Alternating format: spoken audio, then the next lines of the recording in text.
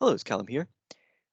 This is a biopsy from the esophagus. So we're starting from the top and working down. Now, the esophagus does follow the same four basic layers as I discussed in the previous video. And if we had a full transection of the esophagus, we could illustrate that nicely, as the mucosa, submucosa, muscularis, propria, and so on that we just discussed. However, it's quite a rare specimen to get a full transection of the esophagus, and really you only get it if someone's had an esophagectomy. Now, we do get those specimens, but far more commonly we get superficial biopsies, and so that's what I'm going to show you here in this demonstration. So usually, as in this case, you get superficial mucosal strips, which usually are comprised of epithelium. You might get a little bit of lamina propria with it, but generally it's just the surface epithelium we're looking at. And as may be obvious to you at this point, this is squamous epithelium, and the esophagus is lined under normal conditions by squamous epithelium. And this may look familiar to you even if you haven't seen an esophagus biopsy. You might have already seen skin biopsies, which are also lined by squamous epithelium, and this does look broadly similar to the epidermis of the skin. With the major difference is this is non-keratinizing squamous epithelium. It doesn't have the layers of the skin, but like in the squamous epithelium of the skin, in the epidermis, you've got a basal layer of stem cells which replicate and mature up towards the surface. And this is the kind of normal look, normal-ish esophagus. It's perhaps a little bit thickened, but it does illustrate one of the common difficulties in pathology is things often aren't cut in precisely the right section that you would like them to be. These are scrappy fragments. It's difficult to embed them in exactly 90 degrees to their surface. So you often get a cross section, and that can make it difficult to assess, for example, thickness. So this maybe is a wee bit thicker than it should be, but it looks broadly normal. And there really is very little to say about the esophagus, to be honest.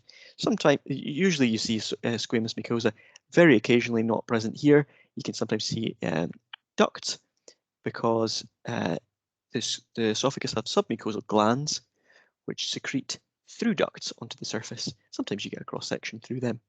Otherwise, it will just, for the majority of sections, you don't see that. For the majority of biopsies, you don't see that. And really all you see is this, so it's just squamous epithelium. And underlying that, you might get a little bit of lamina propria, as we see here in the little vascular papillae that project. And depending if you're getting a nice section like this, you'll see a vascular papilla project up like this, or you might see it in this section, where you're seeing it cut a cross section of one. And so that's it. That's for the vast majority of times when you're looking at the esophagus, this is what you'll be seeing as a scrappy superficial biopsy. The main thing you'll see, the main thing you'll diagnose is in these specimens is reflux esophagitis, and for that you're looking for inflammation. So it'll be lymphocytes often, little chronic inflammatory cells scattered through the esophagus. You might see these vascular papillae look a bit more prominent, a bit more dilated. And it might be a bit more thickened and also spongiotic. And for spongiosis, these cells are all tightly adherent to one another, but when it's spongiotic, it's basically edematous. So fluid fills the gaps between the cells, pushes them out apart from each other, and you can begin to see the little prickles that are holding the cells together. A bit like you can sort of subtly see here, but a lot more prominent, and that would be spongiosis. And then if you see all those things together, that's reflux esophagitis, which is common. It's a common diagnosis and usually caused by gastroesophageal reflux disease. The other thing you might look for, the other common diagnosis, the less common, but it's still relatively common that you might make, is eosinophilic esophagitis, where you see lots of eosinophils. But to make that diagnosis, they have to be very numerous, and you have to show that because they might be there as part of reflux esophagitis in the lower part of the esophagus. But if you get biopsies from the lower esophagus, the mid esophagus, the upper esophagus, and they all are packed with eosinophils, you can make the diagnosis of eosinophilic esophagitis.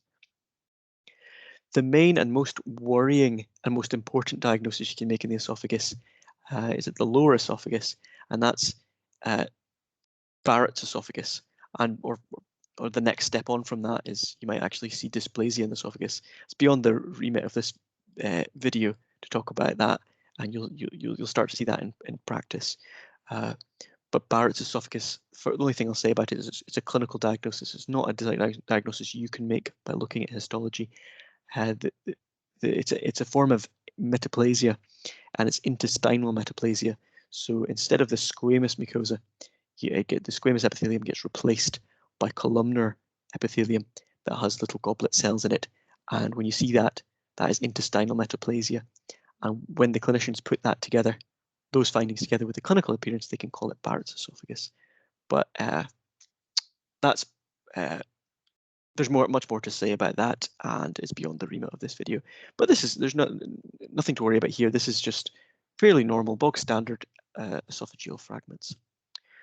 Okay, we'll move on now. So I'll go into the next video, which I'll talk about the stomach. So speak to you soon.